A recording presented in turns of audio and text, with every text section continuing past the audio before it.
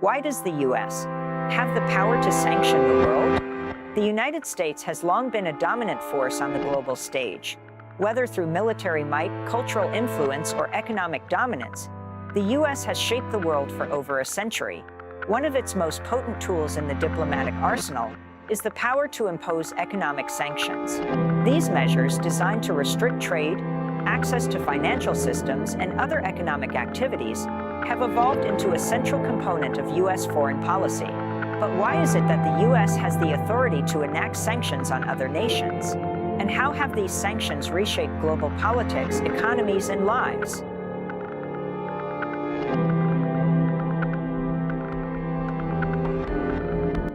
Sanctions have a long history as a form of economic punishment, dating back centuries. From ancient civilizations to modern nation-states, sanctions have been used to punish, isolate, or force a political shift within a country. However, it was the 20th century that saw sanctions evolve into a sophisticated and widely used tool for achieving foreign policy objectives. In the wake of World War II, the United States emerged as the world's undisputed superpower.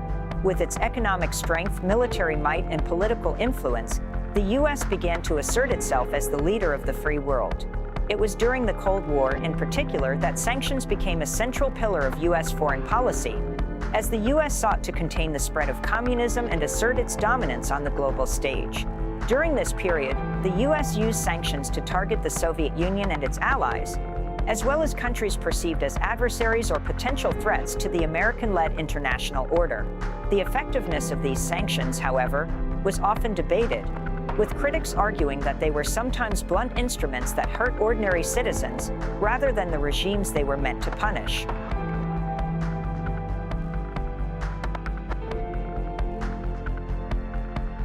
What has given the U.S. such power to impose sanctions globally? The answer lies in its economy, financial systems, and the U.S. dollar's role as the world's reserve currency. As of 2023, the U.S. GDP stood at a staggering $27.36 trillion, nearly a quarter of the entire global economy. This economic clout gives the U.S. the ability to wield significant influence over global trade and financial systems. The U.S. dollar is the world's most widely used currency, accounting for roughly 58% of global foreign exchange reserves. In practical terms, this means that most of the world's major transactions, including trade and investment, are conducted in U.S. dollars.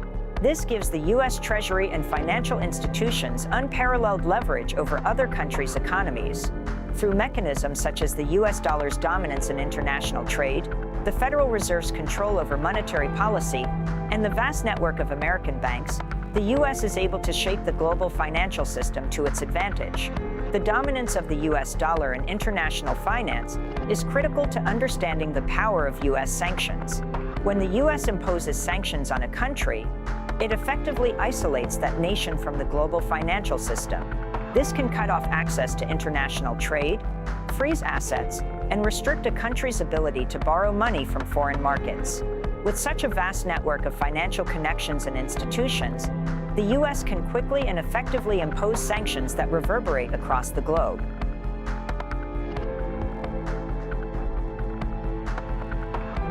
Sanctions can take various forms, depending on the political objectives and the target country. The most common types include trade restrictions, asset freezes, financial sanctions, and travel bans. These sanctions can be broad-based, impacting an entire economy, or they can be highly targeted, focusing on specific industries, individuals, or organizations. One of the key tools the U.S. uses to enforce sanctions is the Office of Foreign Assets Control, OFAC, a division of the U.S. Department of the Treasury. OFAC manages and enforces U.S. sanctions, working with financial institutions, law enforcement agencies, and other government entities to ensure compliance. The agency has the authority to freeze the assets of sanctioned countries, individuals, and organizations, and it can impose hefty fines on companies and institutions that violate U.S. sanctions. U.S. sanctions are often part of a broader diplomatic strategy aimed at exerting pressure on a targeted regime to change its behavior. They are frequently used in situations of conflict, such as during wars, civil unrest, or when countries are suspected of supporting terrorism or engaging in illicit activities like human rights violations or the development of weapons of mass destruction.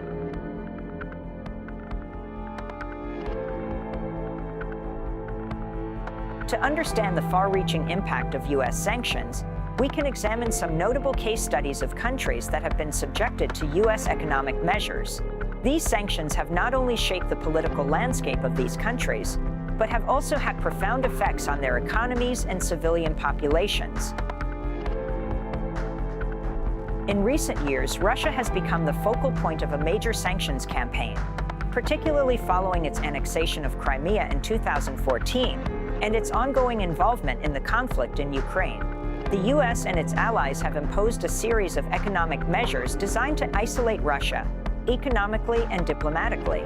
These sanctions have targeted key sectors of the Russian economy, including energy, finance, and defense, as well as high-ranking Russian officials and oligarchs close to President Vladimir Putin. Despite these efforts, Russia has managed to adapt to some degree, finding alternative trade partners and strategies to mitigate the impact of sanctions. Iran is another country that has been subject to extensive U.S. sanctions, particularly after it was accused of pursuing a nuclear weapons program. In 2015, the U.S. and other world powers reached a historic agreement with Iran known as the Joint Comprehensive Plan of Action, JCPOA, which lifted many of the sanctions in exchange for Iran agreeing to curb its nuclear activities. However, in 2018, President Donald Trump withdrew the U.S. from the agreement and reimposed stringent sanctions, targeting Iran's oil exports, financial institutions, and key figures within the regime. The sanctions have crippled Iran's economy, but they have also created significant human suffering, especially for ordinary Iranians who face inflation, unemployment, and shortages of basic goods. North Korea has been under U.S. sanctions since the 1950s, following the Korean War. Initially, sanctions focused on trade and economic aid, but they have been ramped up in recent years in response to North Korea's nuclear weapons program. Since 2006, when North Korea conducted its first nuclear test, the U.S. and its allies have imposed increasingly severe sanctions, targeting everything from oil imports to mining exports and financial transactions. Despite the immense pressure, North Korea has continued to advance its nuclear capabilities, highlighting the limitations of sanctions in addressing certain geopolitical challenges.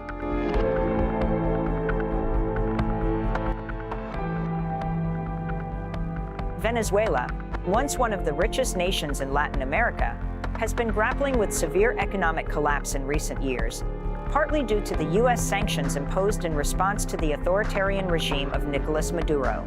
Sanctions on Venezuela's oil industry, financial system, and government officials have exacerbated the country's economic crisis, leading to hyperinflation, widespread shortages, and a mass exodus of Venezuelans seeking refuge in neighboring countries.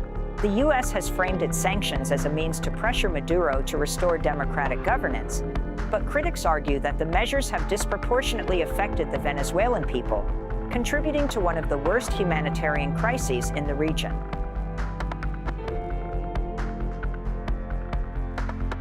Cuba's relationship with U.S. sanctions dates back to 1960, when President Dwight D. Eisenhower imposed an embargo on the island nation in response to Fidel Castro's communist revolution. Over the years, the embargo has been tightened and loosened depending on the political climate, but it has never been fully lifted. In 2021, the Biden administration signaled its intention to review U.S. sanctions policy toward Cuba, but the island remains subject to severe economic restrictions. Despite the embargo, Cuba has maintained its sovereignty and resisted U.S. pressure, but the Cuban economy has suffered greatly as a result. The human cost of sanctions. While sanctions may be intended to target governments or institutions, the human cost is often borne by ordinary citizens. One of the major criticisms of U.S. sanctions is that they often lead to unintended consequences, particularly in terms of humanitarian impact. In countries like Iraq, North Korea, and Venezuela, sanctions have contributed to food shortages, lack of access to medical care, and soaring unemployment rates. In Iraq, during the period from 1990 to 2003, U.S. sanctions were imposed following the country's invasion of Kuwait. The sanctions were intended to cripple Saddam Hussein's regime, but they had a devastating impact on the civilian population. According to the United Nations, up to 1.6 million Iraqis, including 500,000 children, died as a result of the sanctions, which led to widespread malnutrition and a breakdown of the country's healthcare system. Despite the eventual U.S. invasion in 2003, which toppled Saddam Hussein, the legacy of sanctions left deep scars on Iraq's population. In North Korea, where sanctions have been in place for decades, the humanitarian situation is similarly dire. While the sanctions have isolated the regime economically, they have also made it extremely difficult for the country to access food, medicine, and other essentials.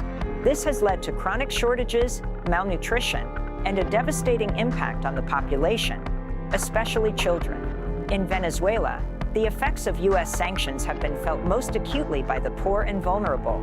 The country's economy has been in free fall, with inflation reaching astronomical levels and millions of people fleeing the country in search of food and safety.